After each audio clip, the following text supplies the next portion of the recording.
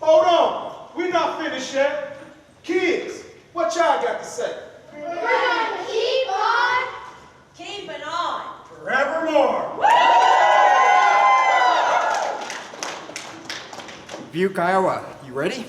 Yes, we are! Proceed. The true meaning of life is to plant trees under whose shade you do not expect to sit. Nelson Henderson. Dubuque is poised to be a thriving community where our children and our children's children can achieve their aspirations.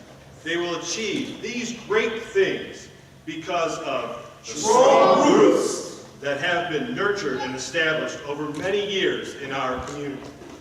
We are rooted in a shared vision. In 2017, in coffee shops, churches, senior centers, classrooms, festivals, and online, 6,000 residents contributed 12,500 ideas about what they thought Dubuque's future should look like. The result is the Imagine Dubuque comprehensive plan, a bold call to action that will be implemented by the residents, businesses, and organizations who created it. We are rooted in equity. In 2012, business leaders identified workforce challenges related to Diversity, equity, and inclusion. And community leaders took an honest look at data, acknowledging that structural inequities are keeping some individuals in our community from reaching their potential. The inclusive Dubuque Network Was formed and is now guiding our community's learning and efforts to ensure that every resident in Dubuque has access to the resources and opportunities they need to be their best selves. We are rooted in authentic two-way engagement. Our vision can only be realized when we truly see each other and when we openly listen to each other's challenges and dreams. Over 2,000 individuals shared how they have experienced inequities in our community to complete the first community equity profile. 60 organizations Join forces to advocate for change around racial equity issues. Let us put our minds together to see what we can build for our children. Chief Sitting Bull. Our community is maturing from a strong root system. We are resilient, held up by a sturdy trunk made of community leaders of all backgrounds, ages, Races, and beliefs. Our leaders have created the expectation that all voices will be heard and that we all have a role to play in this place we call home. In our home, we won't stop until all families live in safe neighborhoods. all children have access to healthy beginnings and an education that works for them. All adults are connected to living wage jobs that enable them to support themselves and their community. The Multicultural Family Center. Opened in 2005, an inviting and safe place for community members.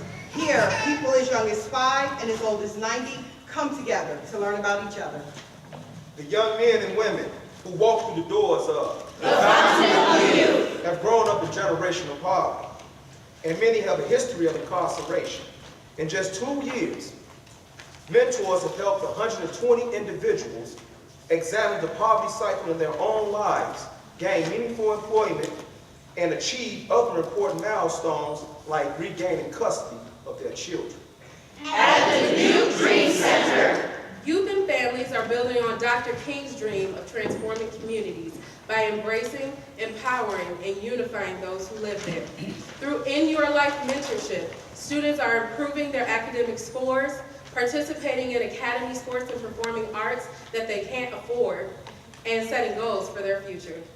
These organizations are making an impact in our community. Like nature, We are always growing. this story is not about our achievements, but about Our work in progress. I am only one, but I am one. I cannot do everything, but I can do something. And because I cannot do everything, I will not refuse to do the something that I can do. Edward Everett Hale. In a fertile environment created by genuine communication and collaborative institutions, we will do great things together. Great things like the Pacific Islander Health Project. For the past 11 years, Crescent Community Health Center grew its patient base by nearly 40%, but not all families in need were being served. Between 600 and 800 Marshallese residents called Dubuque home, the largest population in Iowa. Recently, 58% of Dubuque's Marshallese said they had not seen a doctor within the last year. 60% have diabetes, nearly 30% have heart disease, and 5% have cancer. Mercy One Medical Center in Crescent partnered with residents to develop an accessible health care for the Pacific Islander population. Marshallese residents were hired to engage with the community in a way that was natural for them. Trained medical providers break down systemic barriers. Families attend healthy behavior classes, learn to cook with foods not native to their home country, and seek medical treatment. Early results show a 38% decrease in emergency room visits, a 60% decrease in missed appointments, and an improvement in the marker for diabetes in many of the participants. Sometimes change happens when we change minds. The Brain Health Task Force is made of 34 agencies committed to bringing community awareness to brain health, training service providers, and filling gaps in services. Our law enforcement officers sometimes respond to calls with an individual facing an immediate brain health crisis. Often, the only two options available are to take the person to jail or to take them to the emergency room for evaluation. Through partnership with community service providers, another option was introduced. The Mobile Crisis Unit. That can provide an immediate assessment of the individual, ensuring that they receive the support they need. Although the world is full of suffering, it is also full of the overcoming of it. Helen Keller. From 1999 to 2011, 6 presidential disasters wreaked havoc on Dubuque's most racially diverse low-income neighborhoods. Leveraging $219 million, the city built the B Branch Watershed Flood Mitigation Project to protect its residents. But families were still living in homes with mold and mildew issues, which led to some of the highest asthma rates in the community. Illness-related absences caused children to fall behind at school. Individuals struggling to pay for home repairs couldn't budget for other necessities and found it impossible to get ahead. The B Branch Healthy Homes program helps create more resilient families. While a building inspector visits a home to create a plan for waterproofing, a home advocate meets with the family to create a plan to address other barriers to success and stability. Individuals like 90-year-old Cletus Cashman, who for 58 years spent countless hours in his basement fighting floodwaters, are now able to stay in their safer, healthier homes. In the same neighborhoods and in our food deserts across the community, residents struggle to put food on the table. The Dubuque Eats Well Coalition is working at the most grassroots level to grow and share food with those who need it most. Convivium Urban Farmstead established itself to achieve the mission of building community around food. With their neighbors, they are growing food in shared backyard gardens and in planters next to public transit stops. Last year, Convivium partnered with the elementary school English Language Learners Program to develop healthy eating classes for families, especially the Marshallese. Together, they are growing, shopping for, and cooking healthy food, and getting to know each other in the process. Our homeless residents are some of our most food insecure. But at the Dubuque Rescue Mission, an organization which provides shelter for homeless men and free meals for all in need, a community garden provides over 2,000 pounds of fresh produce each season to provide organic, healthy meals. The men spend their days in the garden, which builds employment skills and acts as an important form of therapy. This urban farm is a thriving connection to nature in our bustling downtown.